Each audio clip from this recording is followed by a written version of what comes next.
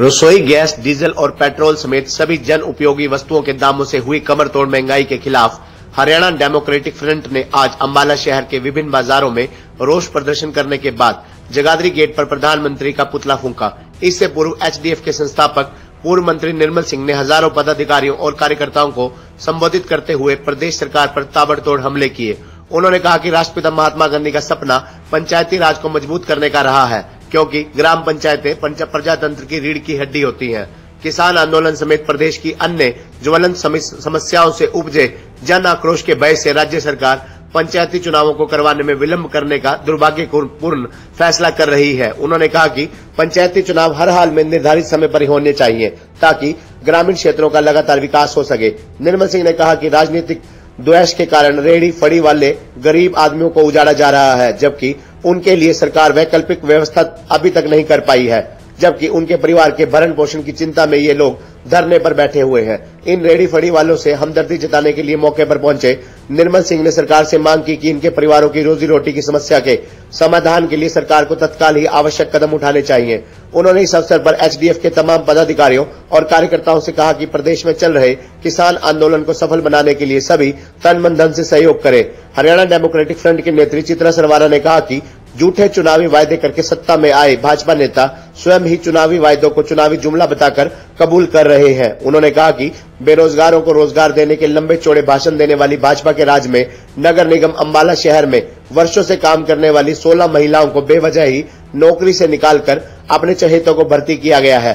उन्होंने कहा कि भाजपा का बेटी बचाओ बेटी पढ़ाओ का नारा भी अब बेमानी नजर आता है। 2000 नौकरियां देने का वायदा करके मेयर पद पर विराजमान हुई महिला पहले नगर निगम में धरने पर बैठी 16 निकाली गई महिला कर्मियों के परिवारों की रोजी रोटी की व्यवस्था करनी चाहिए। उन्होंने कहा कि सत्ता हासिल करने के लिए उन्होंने देश और प्रदेश की जनता को उल्लू बनाया। उन्होंने कहा कि देश की अर्थव्यवस्था को जीडीपी माइनस में जाने का रिकॉर्ड बना चुकी है, जबकि गैस, डीजल, पेट्रोल के दाम आजादी के बाद के इतिहास में सर्वाधिक होने का रिकॉर्ड बना चुके हैं। महंगाई, कानून व्यवस्था की बिगड़ती स्थिति और किसानों पर जबरन 3 कृषि कानून थोपने के खिलाफ आवाज उठाने वाले किसानों, पत्रकारों, वकीलों और समाज सेवियों को पुलिस जबरन उठाकर जेलों में ठूस रही है। देश में भय का ऐसा वातावरण बनाया जा रहा है कि कोई भी इंसान सरकार के खिलाफ मुंह खोलने की हिम्मत न कर पाए।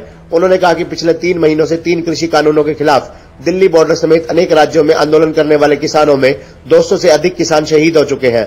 प्रधानमंत्री समेत अन्य भाजपा के मंत्री और पदाधिकारी दिल्ली में मात्र 20 किलोमीटर की दूरी पर जाकर किसानों से हमदर्दी जताने की बजाय 2000 किलोमीटर का सफर करके पश्चिमी बंगाल में राज्य सरकार के गठन के लिए जी जान से जुटे हुए हैं। उन्होंने कहा कि भारत के साथ साथ पूरी दुनिया के किसान समर्थक यहाँ के किसान आंदोलन के मुद्दे पर चिंतित हैं, लेकिन सत्ता पक्ष के लोग उनकी बात सुनने की बजाय उन्हें खालिस्तानी, पाकिस्तान और चीन से सहायता प्राप्त करने वाले, यहाँ तक कि देशद्रोही बताने में भी कोई कसर नहीं छोड़ रहे।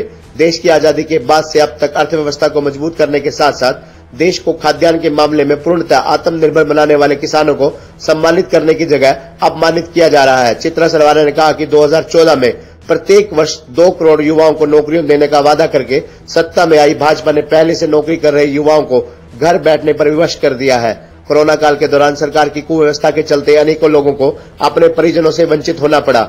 उन्होंने कहा कि भाजपा के सत्ता में आने से पहले देश में जब रसोई गैस, डीजल और पेट्रोल की कीमतों में मामूली वृद्धि होती थी तो भाजपा के सीनियर नेता हरियाणा के गृह मंत्री अंबाला के मुख्य बाजारों में अर्धनग्न होकर प्रदर्शन कर रहे थे।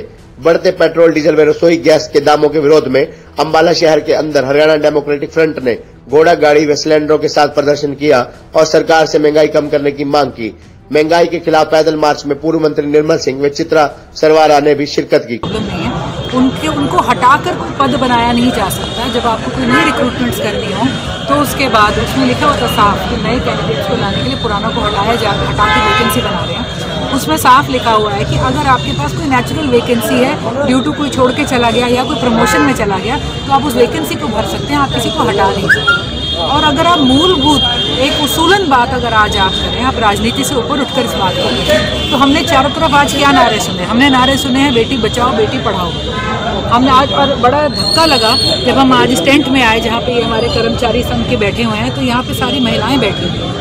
उन्होंने 12-12 साल से भी ज़्यादा की जो है नौकरियां कर रखी हैं। दे वर एफिशिएंट एम्प्लॉयज़, क्योंकि जिस वक्त हम निगम में हुआ करते थे वो हमारे से भी पहले यहाँ पे लगे हुए थे। तो एम्प्लॉय कोई राजनीति से अपनी रोजी रोटी नहीं कमाता है, वो सर्विस प्रोवाइडर है। जो भी सरकार सत्ता में आएगी वो उनको प्रोवाइड करते हैं। बिना किसी नोटिस के इन लोगों को निकाल दिया गया, और निकालने में भी जो एलिगेशंस आ रहे हैं उसमें भी राजनीतिक कारण थे।